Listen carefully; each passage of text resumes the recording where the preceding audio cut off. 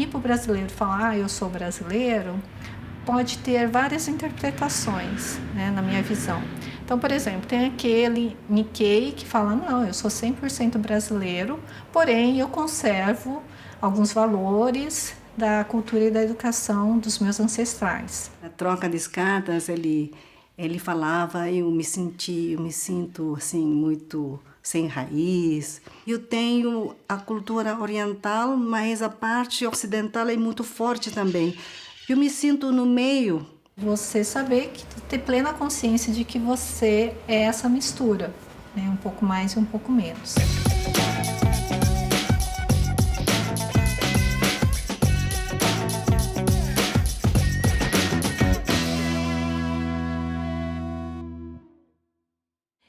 Tem também aqueles Nikkeis que falam, não, eu sou brasileiro, mas porque eu nasci aqui no Brasil, mas o meu vínculo afetivo é muito maior com o Japão. E geralmente na terceira e na quarta geração você tem essa vontade de restaurar a cultura tradicional dos seus antepassados, de você sentir essa ligação sem nunca ter vivido aquilo. Quando eu entrei na faculdade, de perceber, não, eu não quero ser branca, né? Tá tudo bem, tá tudo ótimo. E aí se interessar mais por arte japonesa, né? Culinária, de falar com outras pessoas asiáticas para entender como é que tinha sido essa vivência delas e tal. E tem também aqueles que falam que são 100% brasileiros, mas negam a sua identidade Nikkei.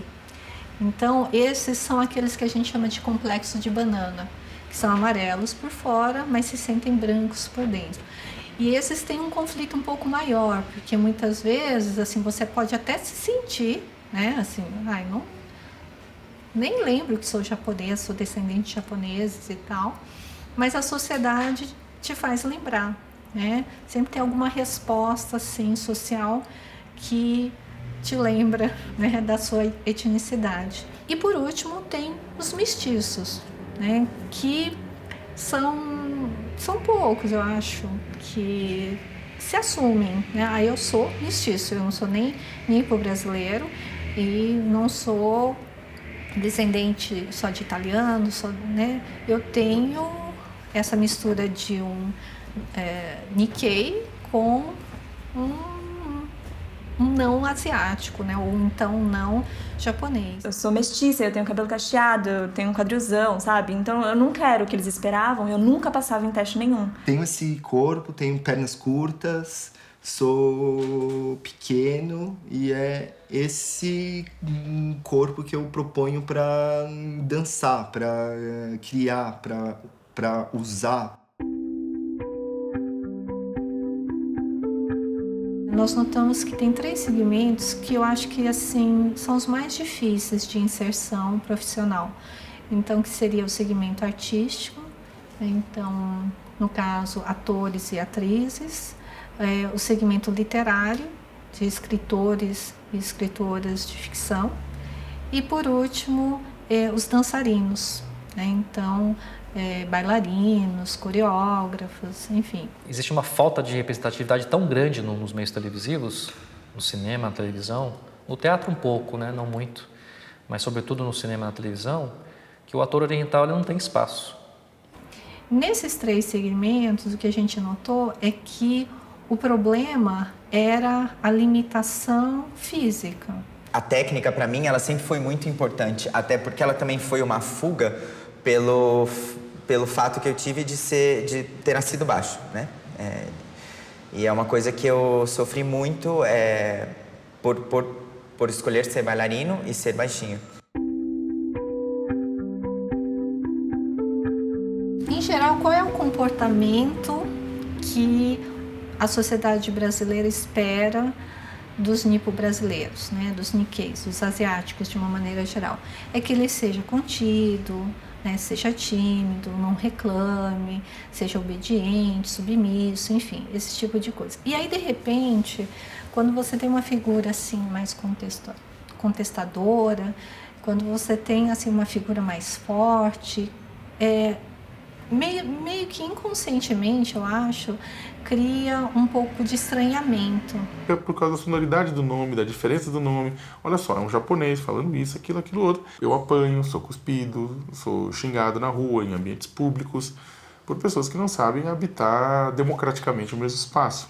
Qual é o problema desse tipo de credibilidade que os Nikkeis têm?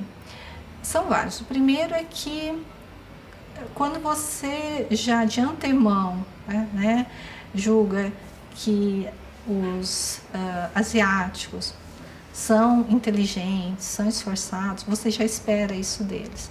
Então, às vezes, o professor, o chefe, já cobra mais de você pela sua própria etnia. E, às vezes, o Nikkei se sente pressionado, né? Tem esse peso do estereótipo positivo, porque ele começa a se comparar com outros Nikkeis, que, de repente, assim, são muito estudiosos e tal, e ele é um Nikkei médio, né? Medíocre, talvez. E isso acaba influenciando o comportamento, a autoestima, que é um pouquinho mais complicado.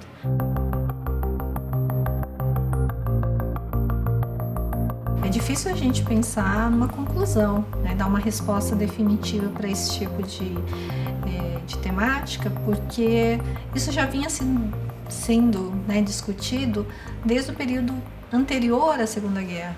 Né? E aí, na década de 40, se falava, mas aqui há uns 20, 30 anos, na terceira e quarta geração, os nipo-brasileiros vão estar tão integrados que não vai ter mais nenhum conflito, eles vão estar inseridos em todas as áreas profissionais dentro da sociedade brasileira e tudo mais. E a gente vê que ainda não é bem assim.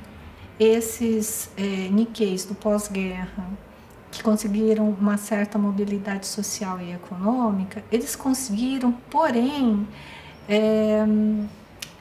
eles conseguiram com algumas limitações, eu diria, porque a maioria deles vinham de famílias rurais, né, de agricultores rurais ou comerciantes, então de uma classe média-baixa, né, que às vezes, dependendo da questão econômica, os pais escolhiam um dos filhos só, né, para dar mais oportunidade de estudos e tudo mais.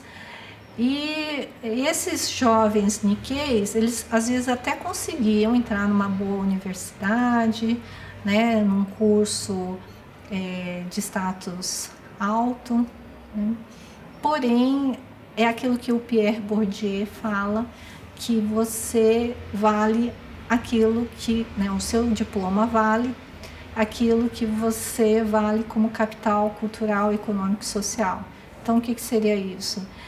Obviamente que esses Nikkeis que vieram do interior, principalmente, não tiveram tantos estímulos culturais, né? Uma vida mais simples, humilde.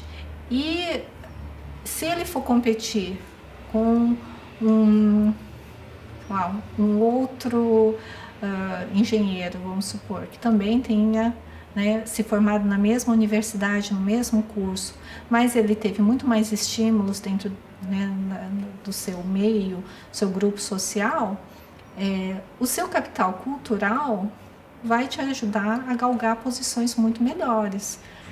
Já os Nikkeis de gerações mais novas, né, atuais, já tem um outro contexto histórico, né? Então, muitos deles já vivem aqui, os pais já são formados, passaram por menos privações e tudo mais.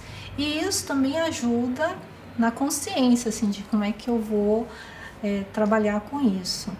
E uma certa liberdade também de quebrar alguns padrões, né, de ir contra a criação familiar, às vezes, de por que eu tenho que fazer, né, medicina, engenharia ou direito, né? De repente eu posso fazer outras coisas também.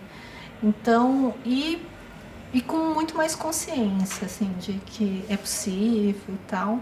E o que eu notei assim, ações e respostas e soluções mais positivas para se inserir, né, em alguns segmentos profissionais em que há uma limitação ou então uma representatividade muito discreta ainda do grupo étnico asiático.